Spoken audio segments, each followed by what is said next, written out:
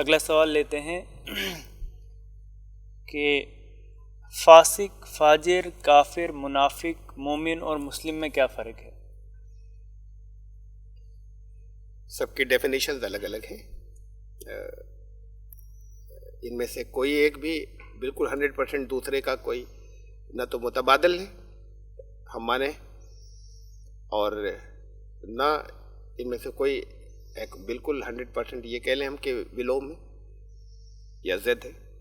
الگ الگ ڈیفینیشنز ہیں، ان کو ان کی جگہ پر اس کے معنی سمجھے اور انہی جگہوں پر ان الفاظ کو استعمال کریں. فاسق لفظ جو ہے وہ فسق سے بنا ہے، اور قدیم عرب میں جب قرآن نازل ہوا فسق بولا کرتے تھے. فسق کا عمل ان کھجوروں کے لیے جو پکنے سے پہلے اپنی گٹھلی کو پھاڑ کر ایک طرف نکل جاتی تھی، گٹھلی نکل جاتی، گودے کو پھاڑ کر اس کی جلد کو پھاڑ کر ایک سائیڈ میں گٹھلی جو ہے وہ ابھی کچی ہے اور ادھر نکل گئی، پھر وہ پل پورا پکتا نہیں، پھر وہ کچا ہی رہ جاتا ہے، آدھا پکا آدھا کچا اور پکتا. اسے کہتے تھے فسق. تو جن حدوں کو نہیں توڑنا چاہیے ان حدوں کو توڑ کر نکل جانے والا اور نتیجے میں ناکامی ہاتھ آتی، یہ فاسق ہو. اب وہ چاہے جس معنوں میں کبھی گناہ کے معنی میں بولتے ہیں، کبھی ترجمے میں یہ سب لکھا کرتے ہیں، لیکن اصل مفہوم یہ ہے کہ زبردستی حدوں کو توڑ کر نکل جانے والا، یہ فاسق ہوا. کافر کہتے ہیں کفر کرنے والا، جس کے 3 معنی ہیں. انکار کرنے والا بھی سلامتی کا انکار، اور اس کے لیے یہ بھی ضروری ہے کہ اسے کچھ بتایا گیا ہو کہ یہ ہے سلامتی، تب انکار کرے گا. اس کا انکار کرنے والا، چھپانے والا حقیقتوں کو صحیح، اور ناشکری کرنے والا. ان تینوں معنوں کے اندر یہ لفظ قرآن شریف میں استعمال ہوا ہے، لفظ کافر. اور کافر اس کے لیے بھی آتا ہے کہ اس بات کو یہ بہت اچھے طریقے سے سمجھ لیں. قرآن شریف میں ہر جگہ، بلکہ 2 جگہ تو بہت اچھے طریقے سے واضح کر دیا گیا ہے کہ کافر لفظ ان کے لیے بولا جائے گا یا ان کے لیے استعمال کیا جائے گا جن پر دعوت کی حجت اچھی طریقے سے پوری کر دی گئی ہو، اور وہ کسی شکل میں حجت پوری ہو جانے کے بعد بھی دین کی طرف آنے کے لیے بظاہر تیار نہیں ہو. ان پر کافر کا لفظ بولا جا سکتا ہے، عام لوگوں پر نہیں. عام لوگ تو ابھی مدعو ہیں، انہیں کافر نہیں کہا جائے گا. قرآن شریف میں سب سے پہلے یہ لفظ جس جگہ آیا سورہ بقرہ کے پہلے ہی رکوع میں، پہلے رکوع کے آخر میں، ان الذین کفروا سواء علیہم اانذرتہم ام لم تنذرہم لا یؤمنون. بے شک وہ لوگ جو کافر ہو گئے، سواء علیہم ایک ہی بات ہے ان کے لیے، اانذرتہم ام لم تنذرہم چاہے تم انہیں وارننگ دو یا نہ دو، لا یؤمنون وہ ایمان نہیں لائیں گے. اس میں سے ہر لفظ کا ترجمہ یہی ہے جو میں نے ابھی یہاں پر بولا، سب جگہ یہی لکھا ہوا ہے. بے شک وہ لوگ جو کافر ہو گئے تم انہیں ڈراؤ یا نہ ڈراؤ وہ ایمان نہیں لائیں گے. سوال یہ پیدا ہوتا ہے کہ کیا جب یہ آیت نازل ہوئی اس کے بعد سے آج تک کوئی ایمان نہیں لایا؟ تو اربوں لوگ ایمان لا چکے،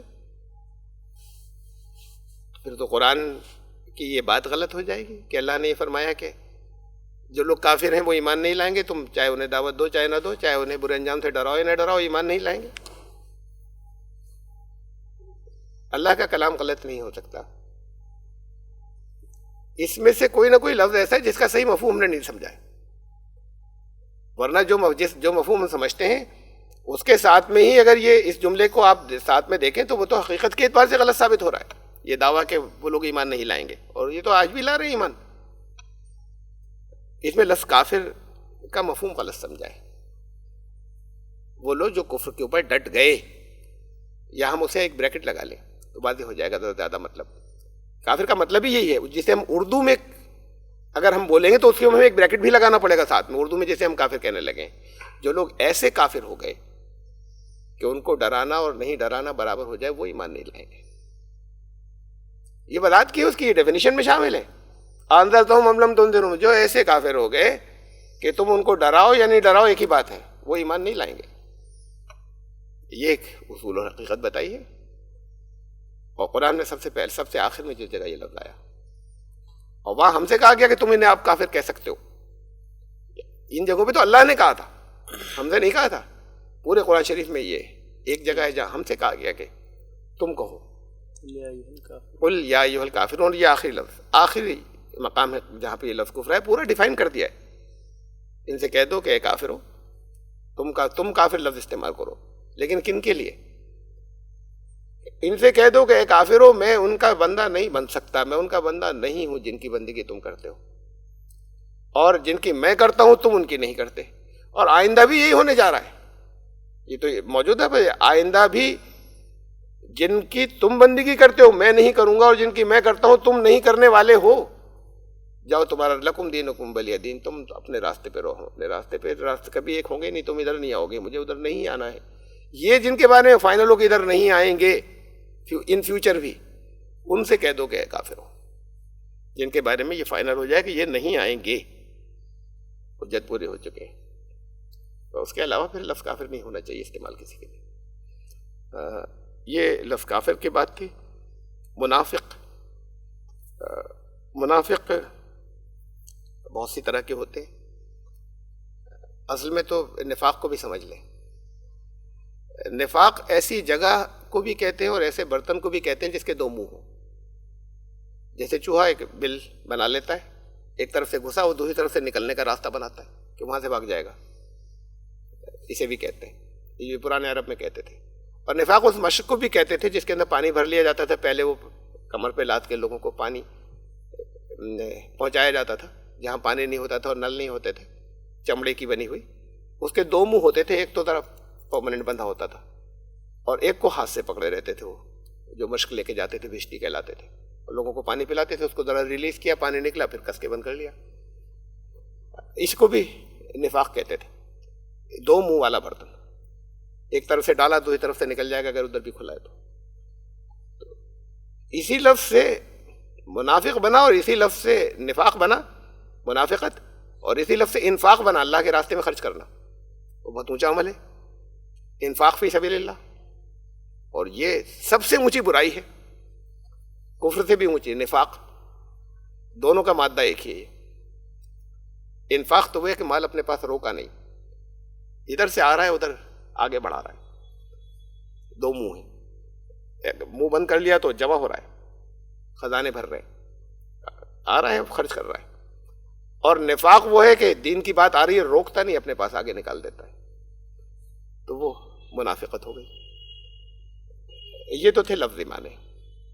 منافق بہت سی طرح کے ہیں, جن میں موٹی موٹی سی دو قسموں کی میں بات کر لوں ابھی. اس میں اونچا درجہ تو وہ ہے منافقت کا بڑا درجہ, بھیانک درجہ, جس کو کہا کہ یہ کافروں سے بہت زیادہ سخت عذاب میں ہوں گے. ان المنافقین فی الدرک الاسفل من النار, سورہ نساء میں کہا منافقین جہنم کے سب سے نچلے حصے میں ہوں گے, کافروں سے زیادہ نچلے. کہ یہ اندر رہ کر دھوکہ دیتے رہے. یہ وہ لوگ ہیں کہ جنہوں نے منہ سے کہا کہ ہم ایمان والے ہیں, دشمنوں کے ساتھ میں ملے ہوئے تھے اور نقصان پہنچاتے تھے, اور اندر رہ کر دھوکہ دیتے تھے. یہ سب سے بری قسم ہے منافقین کی. اور منافقین کی سب سے ادنا قسم وہ ہے, وہ بھی آگ والے ہیں. یہ ہے ڈرنے والی بات. سب سے ادنا قسم وہ ہے کہ جس میں وہ خود نہیں جانتے کہ وہ منافق ہیں. انہیں خود اپنے وہ سمجھتے ہو کہ ہم ایمان والے ہیں, اور وہ منافق نکلے اللہ کی فہرست کے اندر. یہ ہے, یہ ادنا قسم ہے, اور یہ سب سے خطرناک بات ہے. وہ خطرناک جو منافقین کی جو اونچی والی بات میں نے کہی تھی کہ کفار سے آگے کے درجے کے اندر ہوں گے, وہ خطرناک انجام کے اعتبار سے. یہ خطرناک اس اعتبار سے ہے کہ ہر ایک اس بات کو ڈرے, بہت زیادہ الرٹ رہے کہ اپنے آپ کو پتہ نہیں چلے اور اللہ کے ہم منافق قرار پائے. دین کے راستے سے روکنا, غلط طرف لے جانا, جبکہ خود اپنے آپ کو ایمانداری سے دین میں سمجھتے ہوں, وہ ساری چیزیں منافقت میں آتی ہیں. جس سے نقصان پہنچ رہا ہو وہ سب منافقت میں آتی ہے. یہ اس کا ادنا درجہ ہے سزا کے اعتبار سے, لیکن سب سے خطرناک ہے اس لحاظ سے کہ معلوم نہیں کون لوگ یہ سمجھ رہے ہوں کہ ہم منافق نہیں ہیں, ان کا شمار منافقوں میں ہو جائے. مسلم و مومن میں فرق یہ ہے کہ ایمان تو اندر کی کیفیت کا نام ہے اور اسلام اس کے اظہار کا نام ہے، ظاہر ہونے کا۔ تو وہ جو نظر نہیں آتا، جو عقیدہ ہے عام سادے الفاظ میں کہوں ماننا، تو اسے ایمان کہتے ہیں۔ لیکن ایسا ماننا جس کے اندر کسی طرح کا کوئی شک نہ گزرے تب ایمان ہوتا ہے، ورنہ نہیں ہوتا۔ اور وہ جو جب وہ عمل میں ظاہر ہوتا ہے ماننا، تو اس کے پھر عمل میں ظاہر ہونے کے لیے عمل کی کچھ تفصیلات بھی بتا دی گئی۔ ان چیزوں عمل میں ظاہر ہونے کے بعد کوئی اپنے آپ کو ایمان لانے والا کہتا ہے، اور پھر وہ اس کے حساب سے عمل کرتا ہے۔ جو کچھ بتا دیا گیا وہ اظہار جو ہے وہ اسلام ہے، اور وہ یہ ظاہر کرنے والا مسلم ہوتا ہے۔ لفظی معنی ہے سر تسلیم خم کر دینے والا، اور لفظی معنی یہ بھی ہے کہ جو مسلم کے جو مکمل پیس میں ہو، سلامتی میں ہو۔ سلامتی میں ہو گئی جب سر تسلیم خم کر دے گا۔ اصلاً تو دونوں ہمیں الگ الگ محسوس ہوتے ہیں، لیکن ایک ہی معنی ہے۔ تو مکمل سر تسلیم خم کر دینے والا، سر تسلیم خم کرنے والا نظر آتا ہے، نماز پڑھ رہا ہے پابندی کے ساتھ میں، اور جو باتیں کہی گئی ان سب کے اوپر عمل کر رہا ہے، لوگوں کو نظر آ رہا ہے۔ ایمان اندر کا نظر نہیں آ رہا، یہ سامنے سے کر رہا ہو اور اندر سے منافق ہو۔ تو ایمان نظر نہیں آنے والی چیز ہے، ماننے سے اور عقیدے سے تعلق رکھتی ہے، جسے فیتھ کہتے ہیں، اور یہ عمل والا حصہ ہے۔ فاجر کی کوئی الگ ڈیفینیشن ہے کہ فاسق اور فاجر ایک ہی اس میں آتے ہیں؟ نہیں، تھوڑا سا مختلف ہے۔ اس کے اوپر برائی کے اوپر یعنی حدیں توڑ جانے کے بعد پھر اس کے اوپر ڈٹے رہنے والا جو ہوتا ہے، اور پھر اندر آ گیا پھر واپس گیا۔ فاسق تو ہے کہ جو حد توڑ کر نکل گیا پھر اندر آ گیا، ڈٹا ہوا ہے اس کے اوپر، آتا ہے پھر وہی کرتا ہے، یہ بار بار دہراتا ہے، یہ فاجر ہے۔